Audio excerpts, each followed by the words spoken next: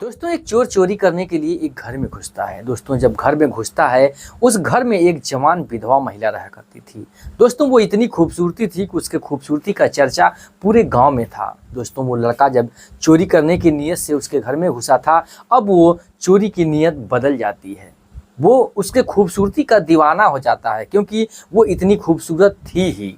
दोस्तों वो अर्धनग्न कपड़ों में अपने बिस्तर पर सो रही थी। दोस्तों वो लड़का चोरी करने के लिए घुसा था, चोरी वो भूल जाता है। अब वो अपने मन ही मन उसके साथ संबंध बनाने की बात सोचने लगता है। दोस्तों फिर वो उसके बिस्तर के बगल में बैठकर उसके बदन को सहलाने लगता है, उसके बदन को छूने लगता है। दोस्तों धीरे धीरे छूते छूते वो अपने आप को आउट ऑफ कंट्रोल कर लेता है। तभी जब हद से ज़्यादा हो जाती है तो वो महिला चीख कर उठ जाती है, अर्थात जाग जाती है। तुरंत वो लड़का डर के बिस्तर के नीचे अर्थात खटिया के नीचे जो है कि छुप जाता है और महिला उठकर देखती है तो सामने कोई नहीं दिखता। उसे एहसास होने लगता है कि कोई तो ज़रूर था जो मेरे शरीर मेरे बदन को छू रहा था। इधर लड़का चारपाई के नीचे था और महिला ऊपर सो के चारों तरफ ढूंढती है, आकर फिर से सो जाती है। दोस्तों इधर हवस का भूखा वो चोर वो अपनी हवस मिटाना चाहता था,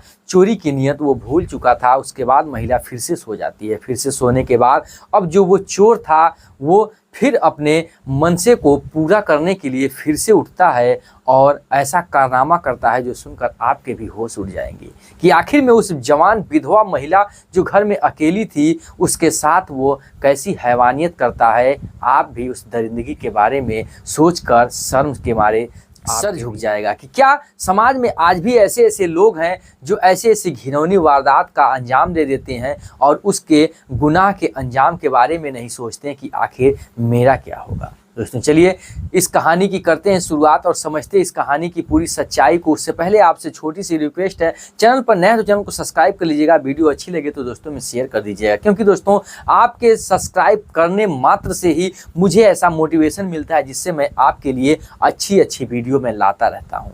दोस्तों चलिए इस कहानी की करते हैं स्टार्ट और समझते हैं इस कहानी। ये कहानी है उत्तराखंड के पौड़ी गढ़वाल क्षेत्र की, जहाँ पर पहाड़ी इलाके में एक जो है कि सुनील नाम आदमी रहता था।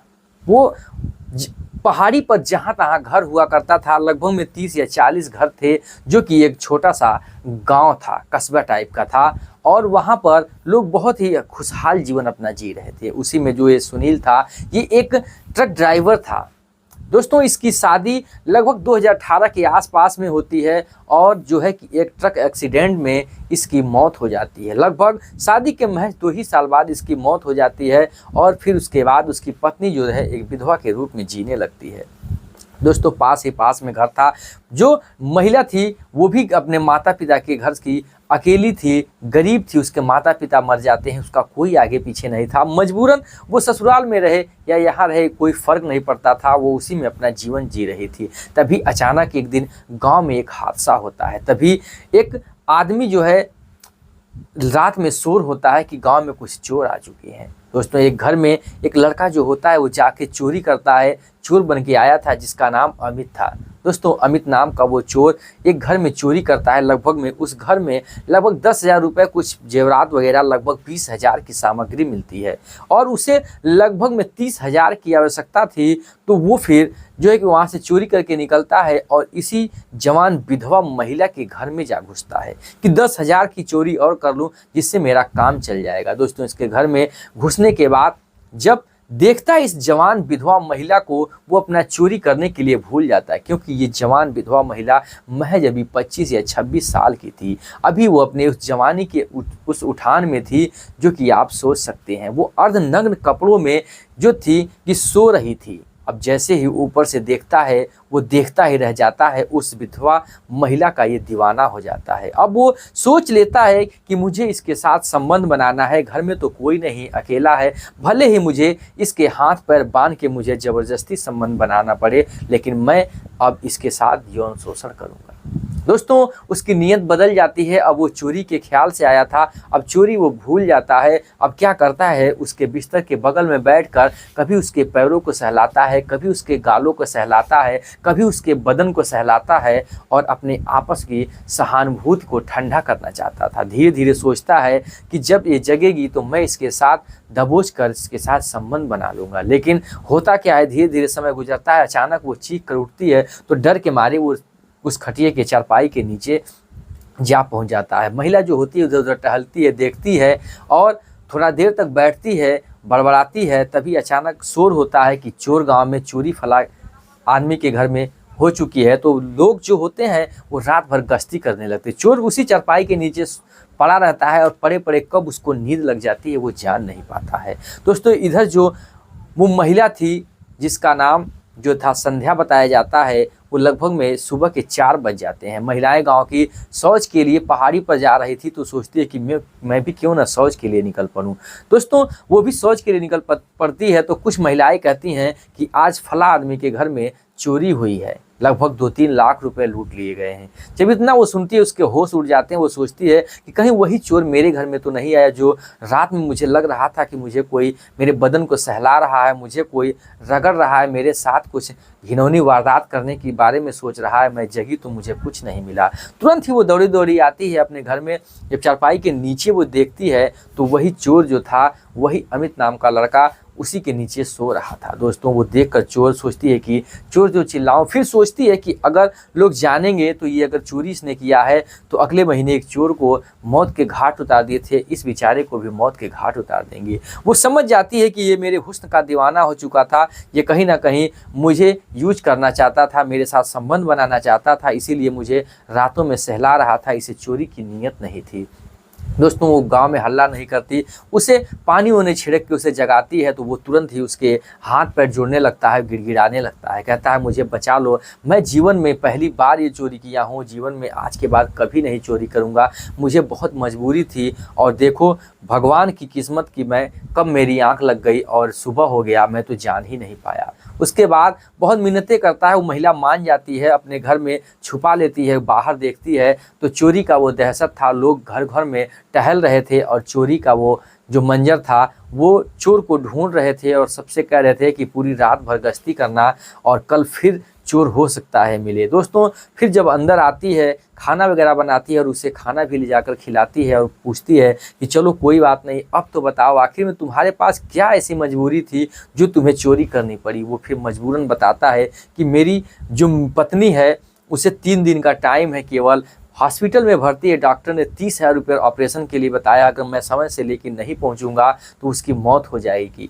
मैंने 20,000 रुपये वहां से चोरी कर लिए, 10,000 रुपये और कम थे, मैंने तुम्हारे घर में आया, पूरा घर छान मारा लेकिन घर में कुछ नहीं मिला, बस तुम्हारे हुस्न के सिवा। मैंने तुम्हारे शरीर को देखा, तुम्हारे बदन को देखा, मुझे बहुत ही अच्छा लगा, मैं तुम्हारे से दूर जा नहीं पाया, मैंने तुम्हारे साथ गलत घिनौनी वारदात करने के बारे में सोचा और मैं तुम्हारा हुस्न का दीवाना हो बैठा और मैं तुम्हारे शरीर को सहला भी रहा था, मैं रगड़ भी रहा था, आपको सहानुभूति हुई भी होगी और डर के मारे मैं तुम्हारे चारपाई के नीचे चला गया और चारपाई के नीचे जाते ही कब मैं सो गया मैं खुद नहीं जान पाया। दोस्तों उस महिला की दया आ जाती है, महिला को उसकी बात को सुनकर इतनी माया आ जाती है कि वो तुरंत अपने घर में जाती है और 10,000 रुपये निकाल कर देती है कि जाओ तुम अपनी पत्नी का दवा करा लेना। वो कहता है कि मैं तुम्हारे घर में चोरी करने आया था और तुम मुझे मदद दे रही हो, तुमसे नेक दिल इंसान कौन इस जीवन में होगा। दोस्तों फिर वो कहने मना कर देता है कि मैं तुमसे पैसा नहीं ले सकता क्योंकि तुम्हारे घर में जो है कि कोई आगे पीछे नहीं है, आखिर में तुम कहाँ से ये पैसे मतलब कि एडजस्ट की हो, कहाँ से तुम इतना पैसे का बंदोबस्त फिर से कर पाओगे। लेकिन वो मना करता है लेकिन तब भी वो नहीं मानती है और उसे पैसे दे देती है, कहती है जाओ तुम फिर से आके कमा के मुझे चुकता कर देना, मैं ले लूँगी। दोस्तों वहाँ से वो लेकर पैसे, फिर शाम होता है, निकलता है और दूसरे दिन हॉस्पिटल पहुँचता है। हॉस्पिटल पहुँचते पहुँचते उसके पत्नी की मौत हो चुकी थी। अब अपने पत्नी की लाश को लेकर वो है कि उसका अंतिम संस्कार करता है और उसके बाद जो है कि जो दवा हुआ था, जो बिल था, वो पूरा भर देता है। 5-7 हज़ार रुपये बचे थे मात्र, तो जाकर एक कंपनी में जॉब करता है, 2-3 महीने पैसे कमाता है। उसके बाद फिर उसी गांव में पहुंचता है और गांव में पहुंचने के बाद उस महिला के पास पहुंचता है, जब जो जवान विधवा महिला थी उसके घर पर। तो जो है कि उसको देखती है, उस अमित को, वो महिला तो फूट फूट के रोने लगती है। फूट फूट के इसलिए रो रही थी, उसका एक छोटा लगभग 1 या 2 साल का बच्चा था, वो किसी कारणवश जो था कि भगवान का प्यारा हो गया था। बस उसके पति की वही एक निशानी थी जो कि जिसके सहारे में वो जी रही थी। वो अपनी सारी बातें बताती है कि पति की मौत तो 2 साल पहले ही, लगभग 1 साल पहले ही हो गई। एक उसका बच्चा मेरे पास उसका सहारा था, जिसके सहारे में जी रही थी, वो भी आज भगवान को प्यारा हो गया। अब मैं किसके सहारे जीऊँगा। कहती है कि आखिर तुम कैसे आए हो। वो बोला, मैं वही पैसे लौटाने आया हूँ जो तुमने मुझे दिया था। ये भी फूट फूट के रोने लगता है। फिर पूछती है कि आखिर क्या हुआ, तुम्हारी पत्नी का क्या हुआ। बताता है कि जैसे मैं पैसा लेकर पहुँचा, उससे पहले मेरी पत्नी जो थी दम तोड़ चुकी थी, भगवान को प्यारी हो चुकी थी। मैं इस जीवन में अकेला हूँ। दोस्तों, दोनों आपस में नज़र नहीं मिला रहे थे और बैठ कर चाय पानी वगैरह होता है। उसके बाद जो संध्या होती है, कहती है कि भोजन भी कर लो।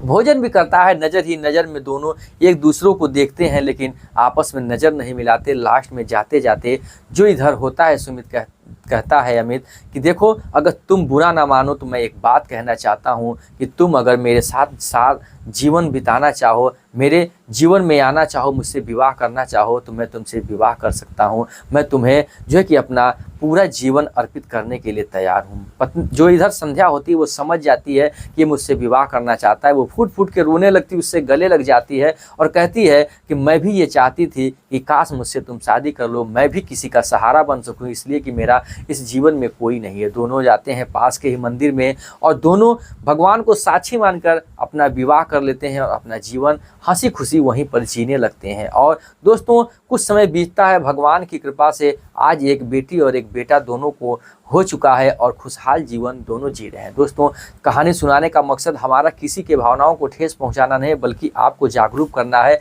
कि कहानी ये काल्पनिक है, लेकिन घटना किसी के साथ हो सकती है। दोस्तों, इसीलिए आप सचेत रहें ताकि जीवन में आपको भी कहीं ऐसी कठिनाई का सामना ना करना पड़ जाए। दोस्तों, अगर वीडियो अच्छी लगी हो, अगर कहानी अच्छी लगी हो, तो चैनल को सब्सक्राइब कर लीजिएगा और वीडियो को हाइप करना ना भूलिएगा। जय हिंद, जय भारत, वंदे मातरम।